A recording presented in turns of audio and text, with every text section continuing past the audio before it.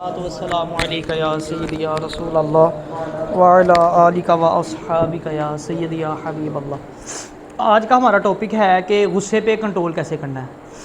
एक दफ़ा ना सुकरात अपने एक शागिर्द के साथ एक बाज़ार से जा रहा था बातें करता हुआ। थोड़ा सा आगे बढ़े ना तो उसके साथ ही एक शख्स सुकरात के आगे आया। आगे आके उसने सुकरात को बातें सुनाना शुरू कर दी, उसकी इंसल्ट करना शुरू कर दी। अच्छा, सुकरात ने जो है ना उसको कोई घास नहीं डाली, वो चुप रहा, खामोश रहा, उसको कुछ नहीं उसने कहा। उसने जब देखा ना कि इसको मेरी बातों का कोई असर ही नहीं हो रहा तो उसने गालियाँ निकालना शुरू कर दी सुकरात को। अच्छा, फिर सुकरात ने कुछ नहीं कहा बल्कि हल्की सी स्माइल पास की उसको। जब उसने स्माइल पास की ना तो उसको मज़ीद गुस्सा चला। उसने कहा कि इसको मेरी बात का किसी भी चीज़ का असर ही नहीं हो रहा। तो उसने जनाब उसके ख़ानदान अगले पिछले सारों को गालियाँ देना शुरू कर दी। सुकरात फिर खामोशी से स्माइल पास करता हुआ जो है ना वो गुजर गया। तो उसने भी देखा कि असर तो कोई हो नहीं रहा तो उसने खैर रास्ता बदल लिया, किसी और साइड पे निकल गया। तो सुकरात का जो शागिर्द था ना साथ, उसने सुकरात से पूछा, उसने कहा उसने आपको इतनी गालियाँ दी, इतना बुरा भला कहा, आपको बुरा नहीं लगा? उल्टा आप उसको स्माइल पास कर रहे थे, आपको गुस्सा नहीं आया? तो सुकरात ने अपने शागिर्द की भी बात का जवाब नहीं दिया। उसने उसको इशारा किया अपने पीछे आने का। चलते गए सुकरात अपने घर पहुँचा।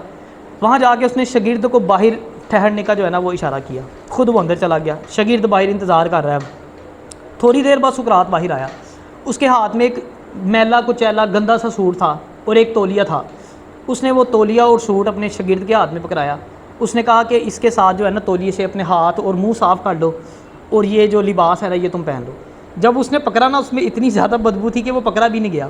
उसने फ़ौरन उसको साइड पे फेंक दिया। उसने कहा मैं ये कैसे पहन सकता हूँ, इसमें तो इतनी ज़्यादा स्मेल है, इतनी बदबू है, इतने ये मैले कपड़े हैं।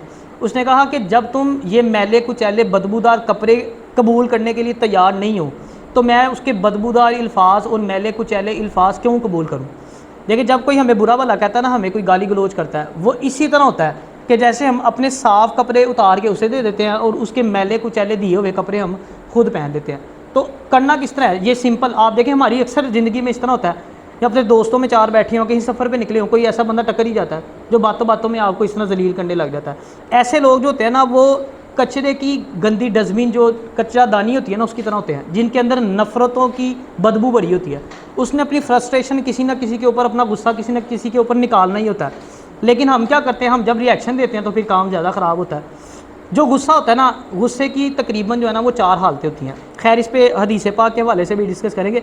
एक चीज़ ना आपने याद रखनी है, अगर कोई आपके साथ अच्छे से पेश आता है, कोई आपकी तारीफ़ करता है, आपको अच्छा महसूस होता है। इसी तरह कोई आपके साथ बुराई करता है, आपको कोई गाली गलौज करता है तो आपको गुस्सा आ जाता है। तो समझ लो कि आप उस कठपुतली की तरह हैं जिसका कंट्रोल दूसरे के हाथ में, लोगों के हाथ के अंदर है। ठीक है ना, आपने अपना कंट्रोल जो है वो लोगों के हाथ में नहीं देना। ऐसा नहीं होना चाहिए कि जो मर्जी जब चाहे आपको तीली लगाए। वो क्या माचिस की तीली की तरह ना बनो कि जिसको हल्का सा रगड़े तो वो सुलग जाती है, बल्कि समुंदर की तरह बनो कि जिसमें जितने मर्जी पत्थर फेंके जाते हैं उसमें वो तूफ़ान नहीं आ जाता। कभी आपने देखा कि उस पत्थर फेंके समुंदर के अंदर तूफ़ान आ जाए? हमें कोई हल्का सा कुछ कर देना, हमारे अंदर गुस्से का तूफ़ान आ जाता है, फ़ौरन रिएक्शन देते हैं। तो कहते हैं समुंदर की तरह बन जाओ जो बिल्कुल सुकून में रहता है। आप जितने मर्जी पत्थर फेंके लें उसको इस चीज़ से कोई फ़र्क नहीं पड़ता। अब जैसे मैंने आपको बताया गुस्से की चार हालतें होती हैं। हदीस पाक का मफ़हूम है, नबी अलैहिस्सलातु वस्सलाम ने इरशाद फरमाया कि कुछ लोग ऐसे होते हैं जिनको फ़ौरन गुस्सा आता है, जल्दी से गुस्सा आ जाता है और जल्दी से ख़त्म हो जाता है। आपने फरमाया ये लोग ना ही काबिल तारीफ़ हैं और ना ही काबिल मज़म्मत हैं। दूसरी कैटेगरी के लोग आपने फरमाया वो होते हैं जिनको देर से गुस्सा आता है और देर से ख़त्म होता है उनका गुस्सा। आपने कहा ये भी ना काबिल तारीफ़ है ना ही काबिल मज़म्मत है। आपने फरमाया बेहतरीन लोग वो हैं जिनको गुस्सा देर से आता है लेकिन जल्दी ख़त्म हो जाता है, और बदतरीन लोग वो हैं जिनको गुस्सा आता तो जल्दी है लेकिन उनका गुस्सा देर से ख़त्म होता है। तो हमने ये जो बेहतरीन लोग हैं ना, जिनको गुस्सा एक तो जल्दी आता नहीं, अगर आ भी जाए तो जल्दी से ख़त्म हो जाता है। अहादीस में बहुत से तरीके बताए हैं गुस्से को कंट्रोल करने के, गुस्सा कम करने के। उसमें से कोई दो तीन आपको बताता हूँ, उसमें से आप किसी के ऊपर भी अमल कर सकते हैं। हदीस पाक में है ना कि जब आपको गुस्सा आए ना तो आप खड़े हुए हैं तो आप बैठ जाएँ या आप लेट जाएँ, अपनी पोजीशन चेंज कर लें, इससे भी आपका गुस्सा ख़त्म हो जाएगा। और एक जगह हदीस में आता है कि जब आपको गुस्सा आए तो आप वज़ू कर लें, उससे भी आपका गुस्सा कम हो जाएगा। तीसरा एक मैं हदीस पा रहा था कि जब आपको गुस्सा आए तो आप खामोश रहें। ये बड़ी पॉइंट की बात है। देखें, गुस्सा आता है ना जब बंदा किसी का बहस करता है, फिर मजीद बहस से बहस निकलती है, काम ख़राब हो जाता है, फिर ज़्यादा गर्मा गर्मी पैदा हो जाती है। तब आप खामोश रहेंगे, अगला भी एक दो चार दफ़ा बोलेगा, उसके बाद वो चुप हो जाएगा। हम उसको क्यों मौका दें? जब हम बार बार बात करेंगे इस तरह की, वो फिर ज़ाहिरी बात है वो भी आगे से मेरी एक्शन देगा। गुस्से को कंट्रोल करने की ना प्रैक्टिस करनी चाहिए। ये गुस्सा जो है ना, ये समझ लो कि तमाम जितनी भी बुराई है ना उनकी जड़ है, यही हमें कामयाबी होने देता। अब प्रैक्टिस कैसे, अब देखें, आप किसी ने वॉक करता है, कोई आप में से वॉक कौन करता है? कोई नहीं करता। वॉक करने के लिए जब हम जाते हैं, अगर फॉर एग्जांपल मैं कल से कहता हूँ मैंने वॉक स्टार्ट करनी है, तो मैं क्या जाते साथ ही ग्राउंड के 10 चक्कर लगाने लग जाऊँगा? कभी ऐसे देखे जाते साथ ही को 10-15 चक्कर लगा लिए, अगले दिन तो मेरा हाल वो बेड तो उठेगा भी नहीं। तो क्या करते हैं, स्टार्ट लेते हैं आराम से, 2-4 चक्कर आज काटे, फिर हफ्ते बाद कोई ज़्यादा 5-6-7 बनना शुरू हो गए, महीने बाद वो 10 चक्कर लगा रहे, स्टेमिना बढ़ना शुरू हो जाता है। इसी तरह जब हम कंट्रोल करने की प्रैक्टिस करेंगे ना बार बार, तो फिर हमारा भी कंट्रोल होना शुरू हो जाएगा। लेकिन इसमें 2 चीज़ें हैं, ऐसा भी इंसान को नहीं होना चाहिए, जैसे इमाम शाफी रहमतुल्लाहि ताला अलैह, आपने फरमाया कि ऐसा शख्स जिसको गुस्सा आता ही नहीं किसी बात पे भी, मतलब कई चीज़ें ऐसी होती है, कई जगह ऐसी होती है जहाँ पे गुस्सा करना बनता भी है, अगर उसको वहाँ पे भी गुस्सा नहीं ना आता तो आपने फरमाया वो गधा है। अब जैसे फॉर एग्जांपल कोई हमारे सामने हमारे नबी अलैहिस्सलातु वस्सलाम की नाउज़ुबिल्लाह कोई गुस्ताखी कर देता है, हम वहाँ कहेंगे कि इस्लाम अमन का दर्ज देता है, उसको तो सबक सिखाना बनता है ना। मतलब कुछ जगह ऐसी, बाद अगर बच्चों पे भी गुस्सा करना पड़ जाता है तरीके के साथ, बच्चों को समझाने के लिए, कुछ जगह ऐसी होती है जहाँ पे करना, लेकिन जो गुस्से के घोड़े की लगाम है ना वो हमारे हाथ में होनी चाहिए।